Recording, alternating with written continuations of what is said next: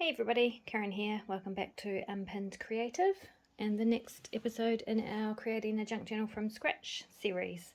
So in the last episode for this one we popped in the signatures, put the papers together for the signatures. So my next step typically with the types of papers I use is to go through each of the pages and find any that may need some repairing, like if there are tears or rips in the fabric that in the paper that I want to cover up, or any parts of the paper that I might want to cover up. For example, this envelope is probably going to be covered because of the colour.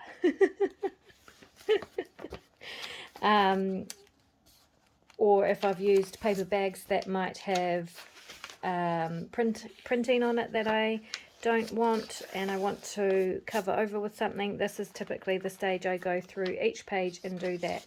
Or because I use a lot of vintage book pages or magazine pages, I just check that there's nothing that might be offensive on that page that needs to be covered up. So these pages are all pretty good. They're I haven't used any paper bags, so there's nothing that I really need to cover up, but I'll just bring in my other journal that I'm working on off camera and show you what I mean by that. So for example, so this is a paper bag that had some printing down here that I have covered up with another piece of brown paper, and the same on this side. And then this piece here was a book page. Yeah. So this piece here was a book page, and it was mostly just text, and it was a glossy book page, so I didn't really want that, so I have covered that up with some serviette and put a fabric collage down the side.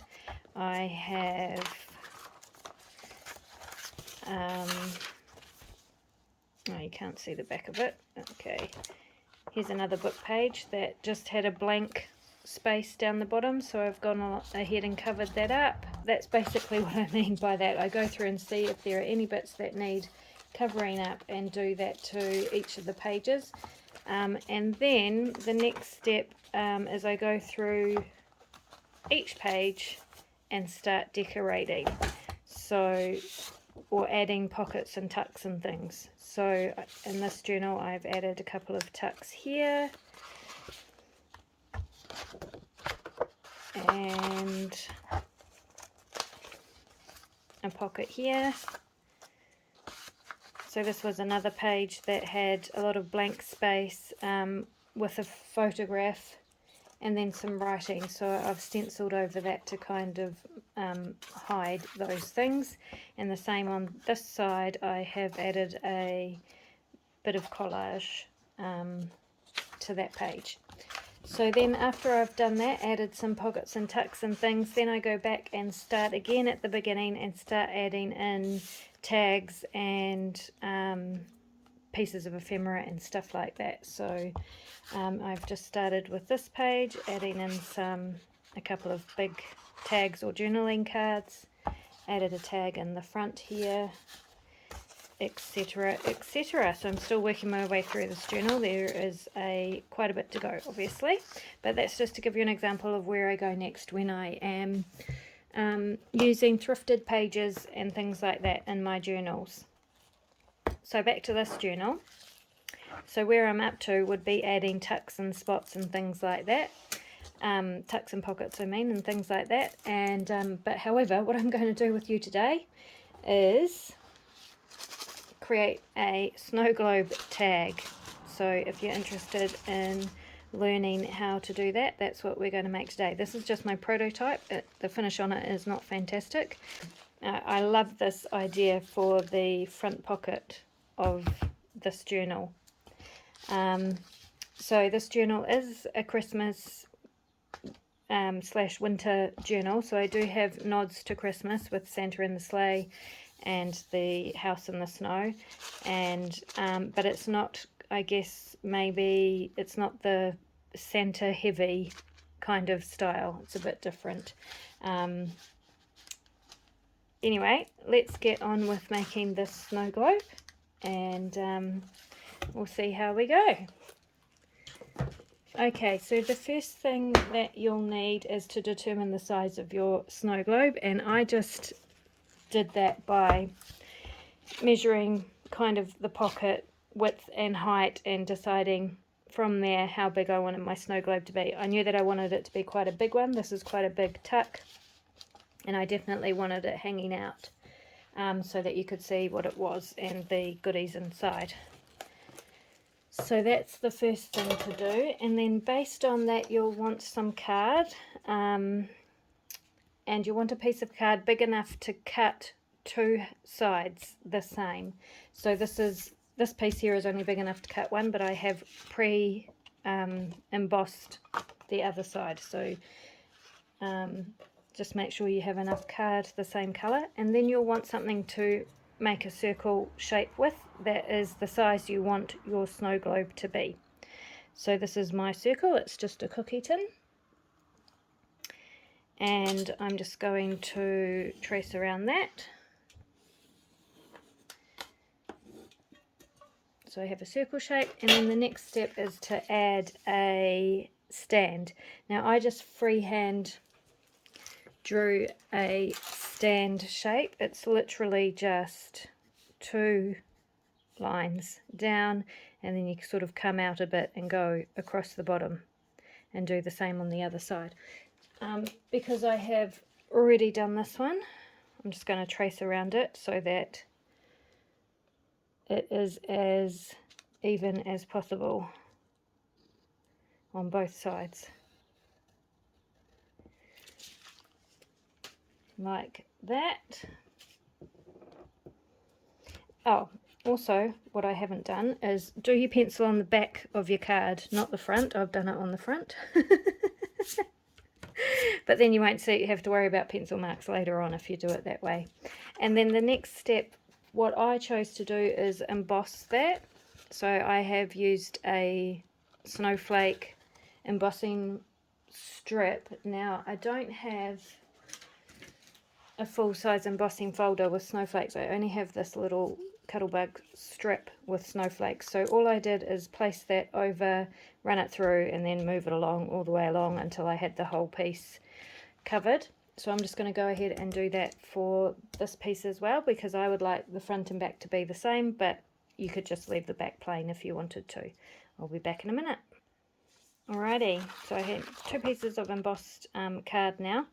And what I'm going to do now is cut out those shapes that I have drawn.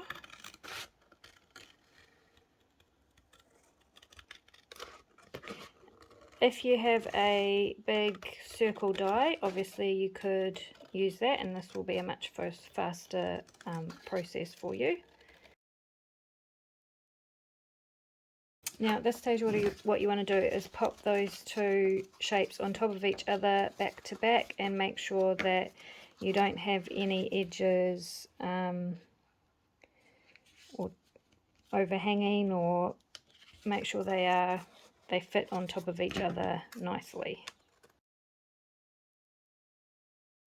Alrighty, and the next step is to grab a smaller circle than the one that you initially used. So I'm just going to use my paint water pot and pop that in the center of the shape that you have cut out. Now you could measure with a ruler inside from the 4 points, north, east, south and west, to get your circle in exactly the center if you want to.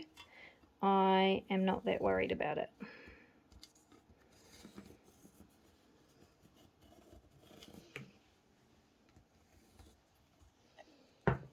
And then I'm going to pop those two circles on top of each other and very carefully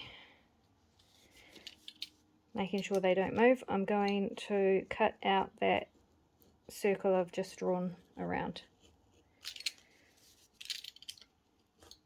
Cutting them at the same time will hopefully mean they'll be exactly the same size.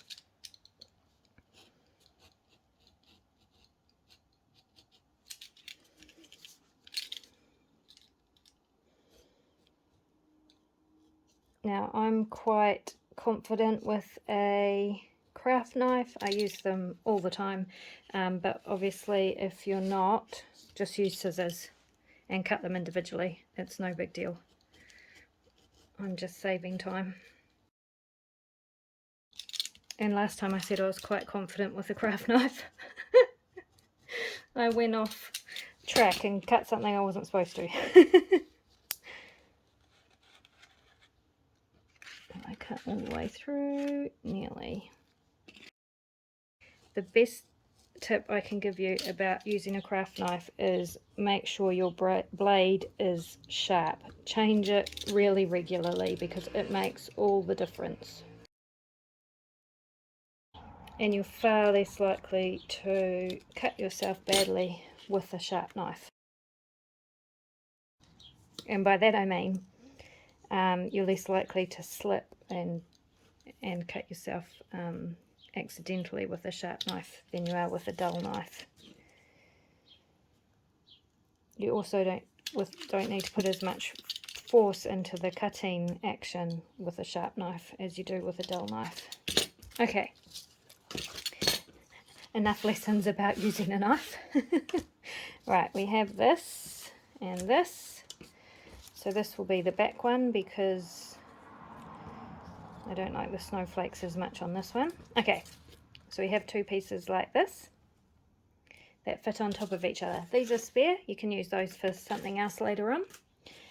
The next thing we want to do is grab a piece of plastic packaging. So these little plastic sleeves often have paper craft supplies in them, and I love using them as windows and things like that. So we want to take that, actually grab that, one of those inside circles, and you want a piece of packaging that is larger than this, but not larger than the outside circle, although it doesn't matter because we can trim it off later. So just pop that down there so you can see what size you need and cut around it.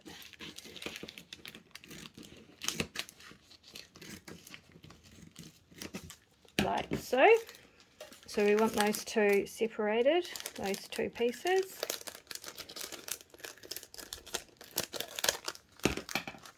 Right.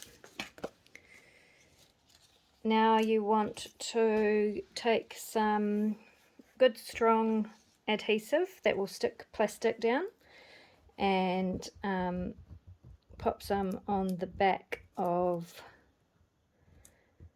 one of those circles, right around the edge.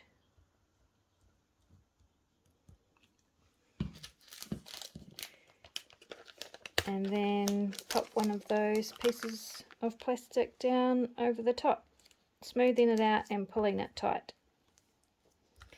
If you don't have a glue that will stick to plastic, just use double-sided tape.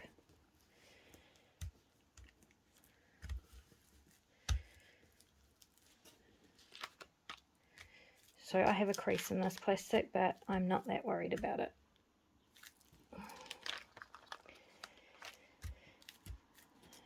And then you're just going to do the same thing for the other side. Okay, once that's had a minute to dry, you can trim it off. So trim it back away from the edge. The next thing we want to do is add some, like a spacer between these two halves, so that we've got a wee gap for our shaky things to move around in.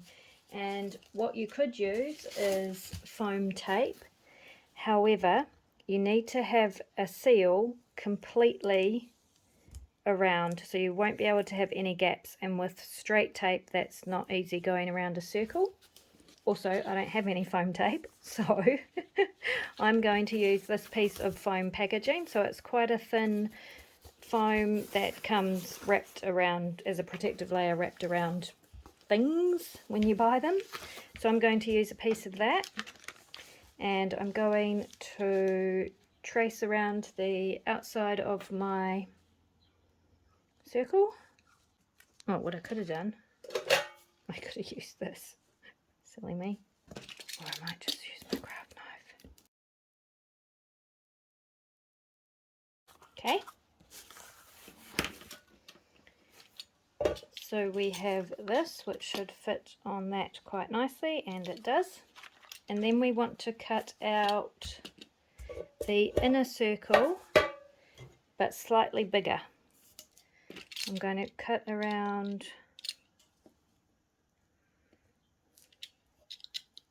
this, which was the size of my inner circle.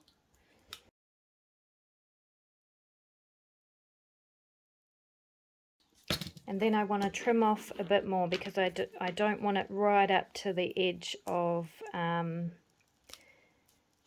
plastic, so it will be seen. So I'm just using my scissors and I'm just eyeballing it to take off a few more millimeters. Yep, so there's just a couple of millimeters between where the clear window is and where the foam starts. Okay, the next bit is to glue that down. So cover, now if you don't have this foam, just use cardboard. Use about 3 or 4 layers of cardboard, cut the same circle and everything, and glue them all together, and then glue them on top of one side of your snow globe, just like I'm doing here with this foam. So you want to make sure that there is glue completely around the whole edge. You don't want any breaks in the glue because your insides will start to escape, especially if you're using glitter, which I intend to do. So right to the edge and completely surrounding that circle, and then just glue your foam on. So making sure it's pushed well away from the edge of that, the inside edge. The outside edge doesn't matter so much because we can trim it off if we need to. Alright, and then we need to let that dry for a minute. So while that is drying, for the inside of my snow globe, so this is the back of my snow globe, this piece here, doesn't matter which side you stick the foam to. So what I'm going to do for the inside of my snow globe is have a focal point, and I've chosen to use a die cut. So I have this clock die that I am going to use, and I have cut 2 pieces the same because we want a front and a back so that the snow globe can be viewed from either side. And the it actually has embossing on it, which you probably won't be able to see because it's very faint. So what I'm going to do to bring that out a bit more is grab an ink pad, and this is just a StazOn baby blue, but it doesn't matter what ink pad, just make it relevant to your project and the colour of the card you're using. And then I'm just going to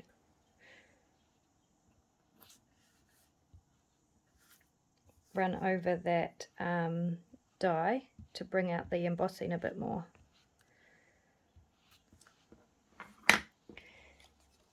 So now hopefully you can see that there is some circles embossed down there and some detail on the top. I also like the distressed kind of look that this gives the die. And then I'm just going to do the same for the hands of the clock, or the clock face. And for the hands, I'm going to use black ink. So putting no pressure at all on the ink pad, just running it lightly over the top. So you can now see the hands and the what would be the numbers on the clock face. Okay, and then I'm just going to glue those onto the front of the clock. Easy peasy.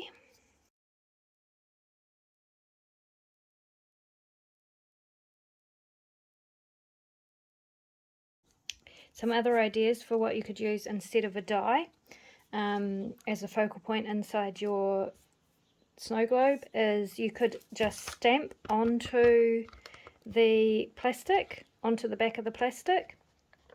That would look quite cool. Do the back and the front piece.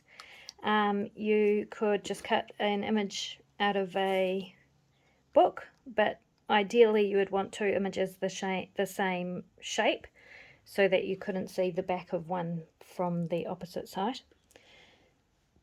Dies, or don't even have a focal point, just fill it with bits and pieces. And yep, the options are endless, of course. Okay, I'm going to glue these two bits together.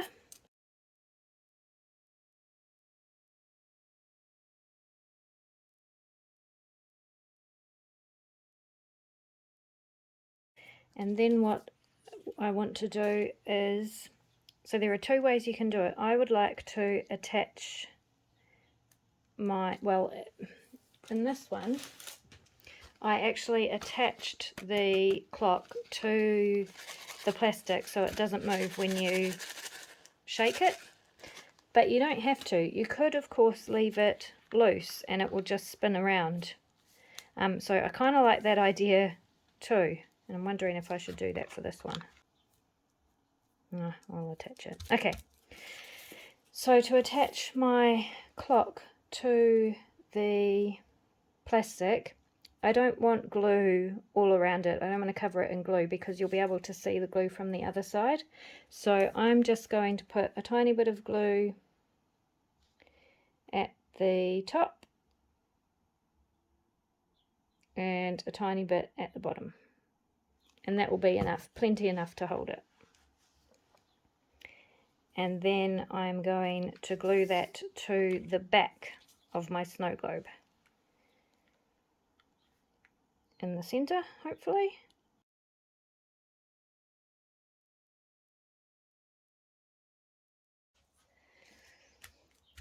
Alrighty.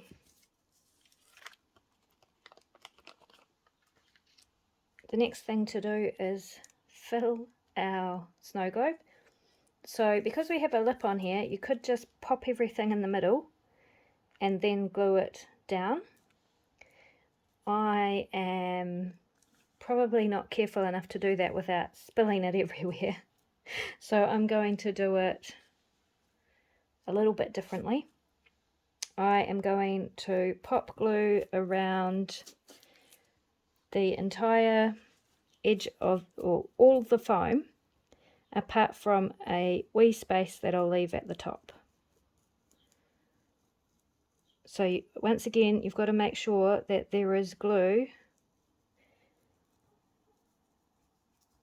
in an unbroken circumference around the inner edge of that foam. Otherwise, you're going to have things escaping. And at this stage, I'm also going to glue the bottom stand part of the snow globe. Now, if you don't have a good strong glue that will glue plastic like this, use double-sided tape or hot glue gun. Hot glue gun will work too. Okay, so once I have that, I'm going to line up my front and back. Start with the plinth because that's the easiest of the stand.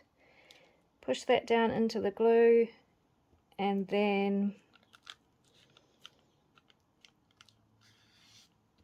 push your snow globe down together. Making sure, I can't stress it enough, if you don't want glitter all over your house, that the sides are absolutely completely sealed around the whole circumference, apart from, and at this stage, the little gap that we've left at the top, not glued. So looking good so far. All our edges are basically lined up. We have got a little bit of foam sticking out, but I will trim that off. Alright, and I recommend letting that glue dry completely. I'm not going to trim yet, because otherwise the bits you start sticking inside are going to stick to it around the edges. Okay, once your glue is completely dry, you can start filling your snow globe. It's the exciting bit. So, things to fill your snow globe with. I pick stuff up like this at the op shop all the time, so all of this has come from the op shop. I have some little holographic stars. I've got some snowflakes, different coloured snowflakes. Got some silver stars, glitter, of course. I have some little seed beads and some tube beads. If you don't have sequins and stuff like that, you can just use your hole punch and punch out circles from paper or card, and they would make cool snow effect in your snow globe. So that's another idea.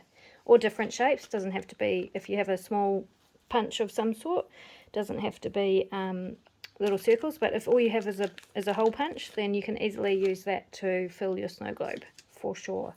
Okay, and then we just start filling it through the little hole that we've left in the top. So dropping things in.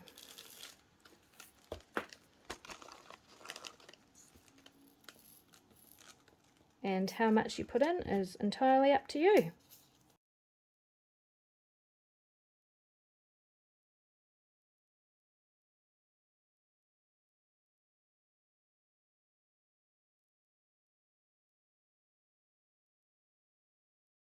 Okay, and then for the glitter. Yay, glitter. Glitter is magic. It manages to go everywhere and follow you for days, weeks, months, even years.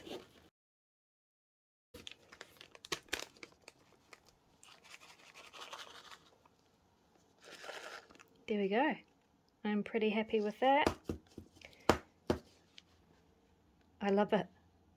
Okay, and then all we have left to do... Oh no, I haven't put any snowflakes in.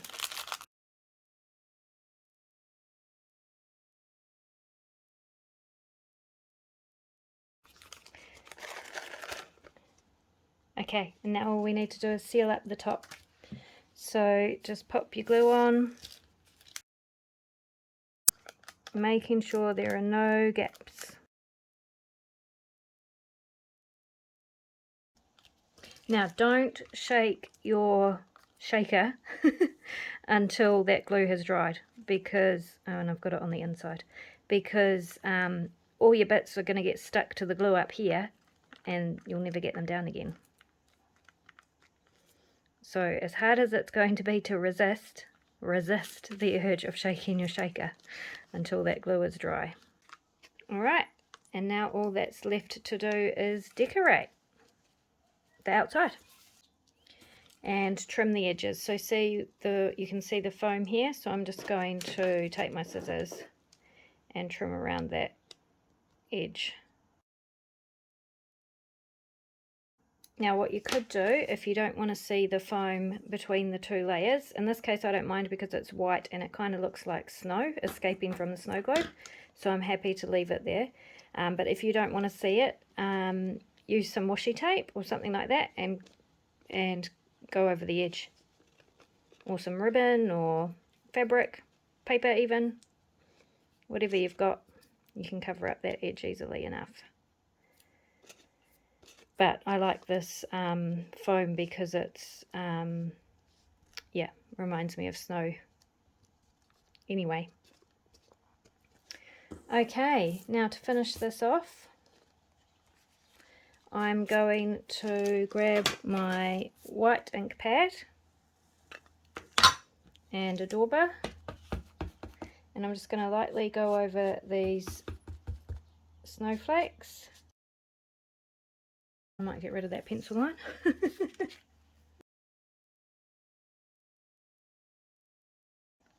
Do that on both sides.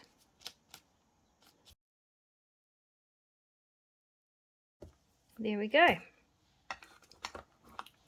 Now you've got room down here to add a sentiment if you want to. I tipped my shaker up. I did what I told you not to do. Yeah, you've got room down here to add a sentiment if you want to. You can, I'll probably maybe pop an eyelet in the top and a loop or some ribbon or something off the top of it. There's all sorts of different things you can do to decorate this, and of course you don't need to make it a snow globe. You can make it any themed shaker that you want. So I've done them with leaves and flowers for a nature themed journal, you know, all sorts, just hearts for a Valentine's themed journal, all sorts of cool themes. Moon with stars for a night sky theme, anything like that. So I'll go ahead and finish decorating this off camera because this video's already been fairly long, and I will be back with another junk journal episode in a few days. So I'll see you in the next one. Bye.